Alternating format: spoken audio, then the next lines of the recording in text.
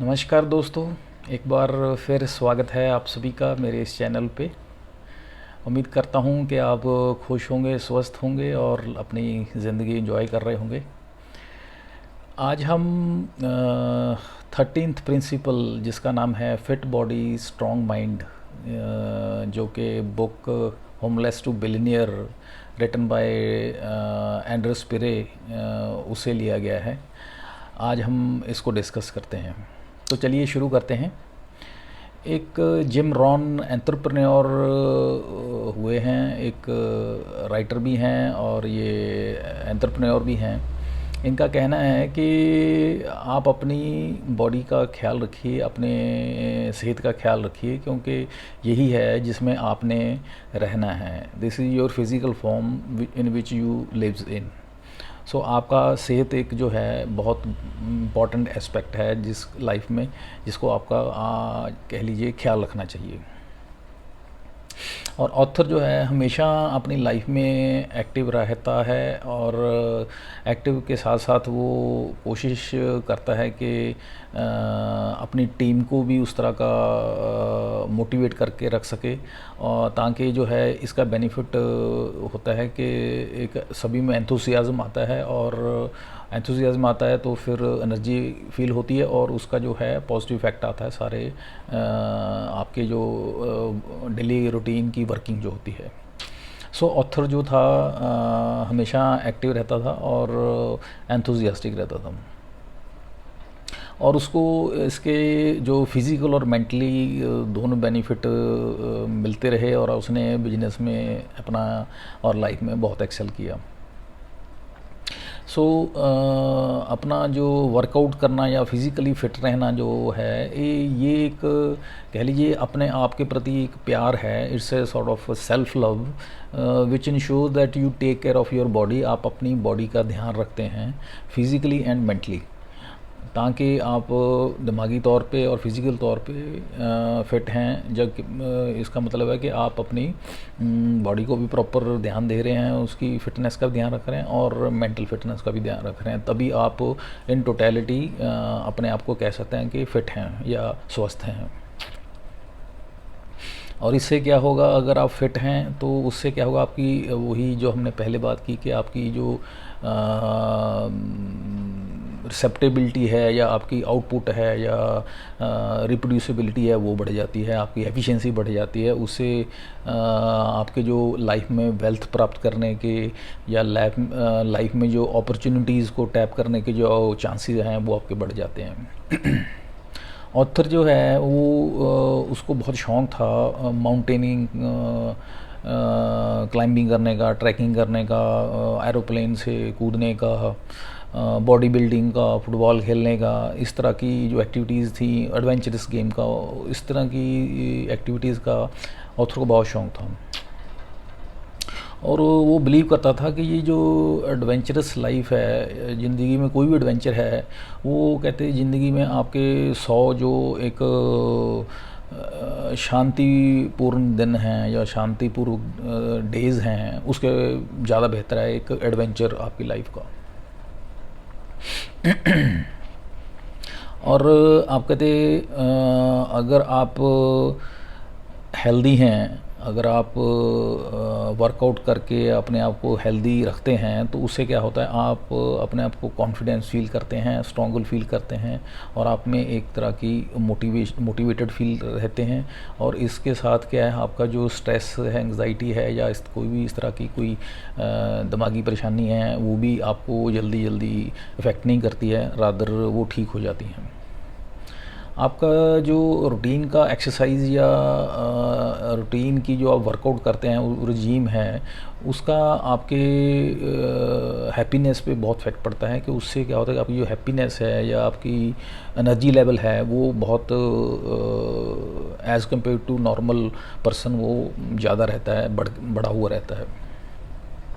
और इसीलिए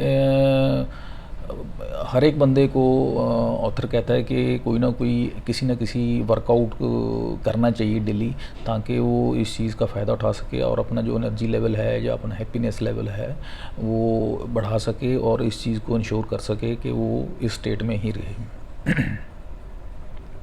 और ये जो वर्कआउट करने से वाइब्स आती हैं या एक्सरसाइज करने से जो वाइब्स आती हैं, वो क्या है कि उससे एंडोर्फिन एक जो है ब्लड बॉडी में एक केमिकल प्रोड्यूस होता है, जिसका संबंध जो है गुड फीलिंग फैक्टर से होता है।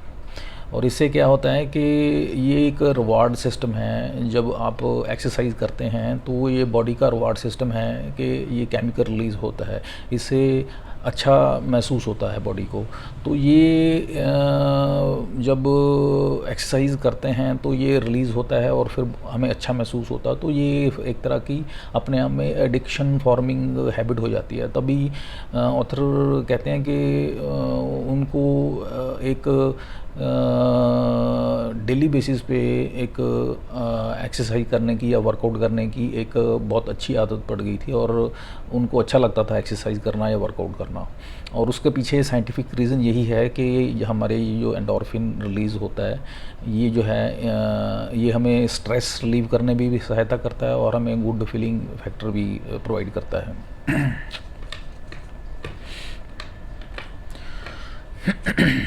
और जो ऑथर के फिटनेस क्लब्स का जो बिजनेस था, उसमें क्या था, वो बिजनेस में जितने भी उसके क्लब्स वगैरह थे वो बिल्कुल अपडेटेड लेटेस्ट टेक्नोलॉजी इंफ्रास्ट्रक्चर के साथ इक्विप्ड होते थे। उसमें latest up to date state of the art उसमें कह लीजिए इक्विपमेंट होते थे, जैसे कि cardio machines, saunas, steam baths, massage centres,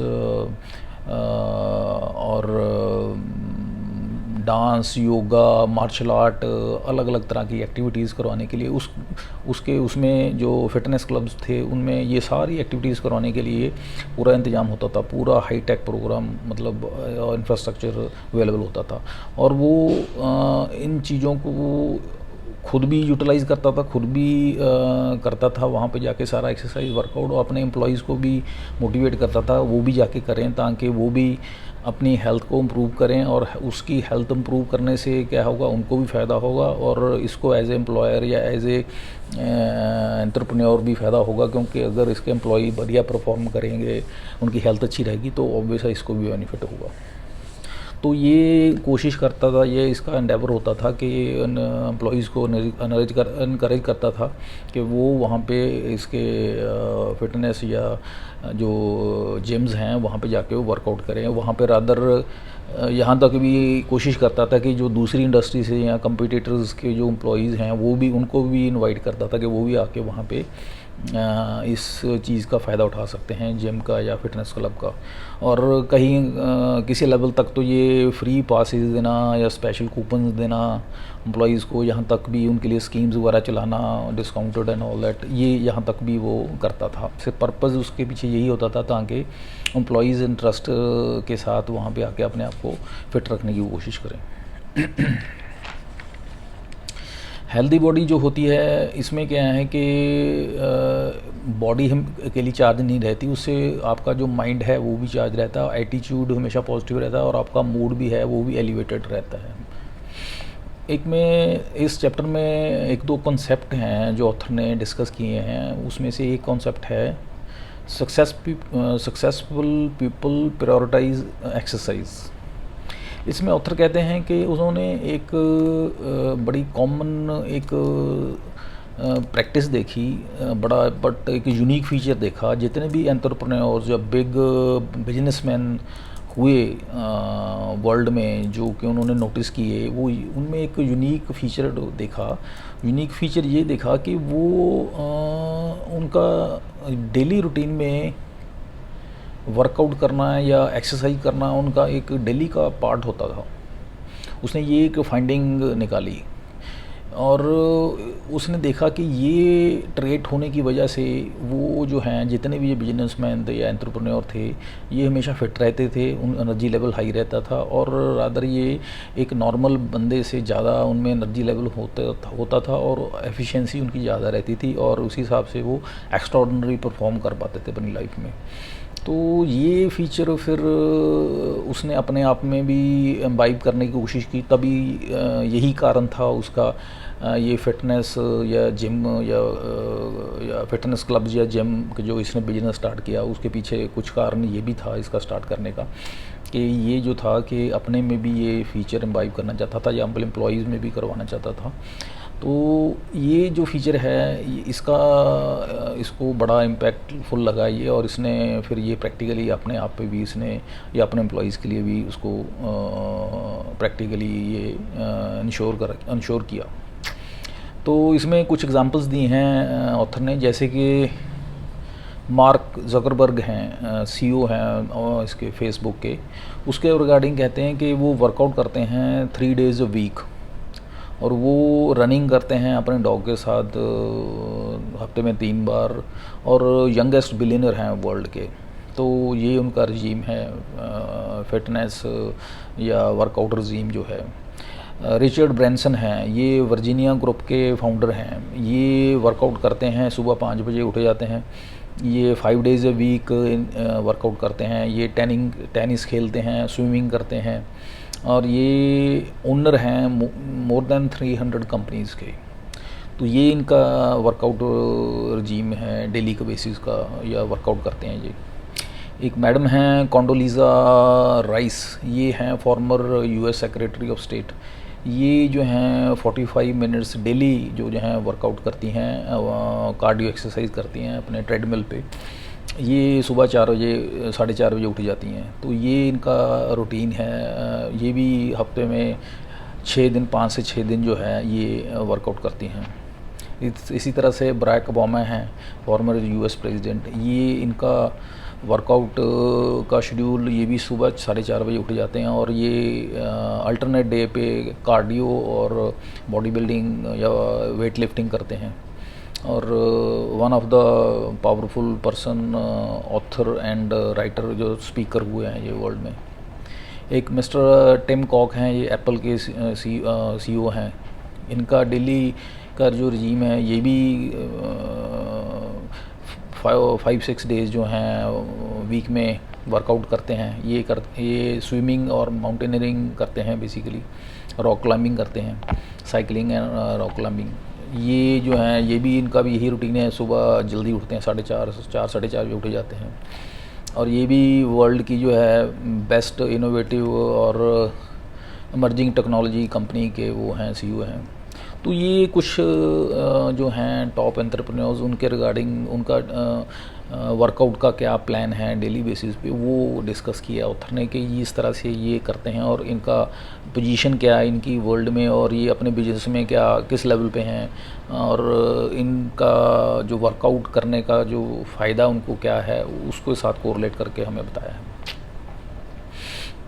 और एक्सरसाइज का हमें फ़ायदा क्या होता है, उसका ब्रेन फंक्शन पे वो क्या करता है, हमें हमारी एबिलिटी बढ़ाता है। एबिलिटी किस तरह से बढ़ाता है, हमारी लर्निंग कैपेबिलिटी बढ़ाता है, हमारी ब्रेन सेल्स की ग्रोथ बढ़ती है, हमारी जो स्ट्रेस, एंग्जाइटी और डिप्रेशन है वो रिड्यूस होती है, और हमारी फोकस कंसंट्रेशन है जो वो बढ़ती है। और इसके साथ साथ हमारी जो एज रिलेटेड इश्यूज़ हैं, जैसे कि डिमेंशिया है, अल्जाइमर है, या अपना पार्किंसन है, ये डिजीज़ जो हैं इनमें काफ़ी कह लीजिए ये कम होती हैं, या बहुत माइनर होती हैं या होती नहीं हैं। तो ये बेनिफिट्स होते हैं वर्कआउट करने के या डेली एक्सरसाइज करने के।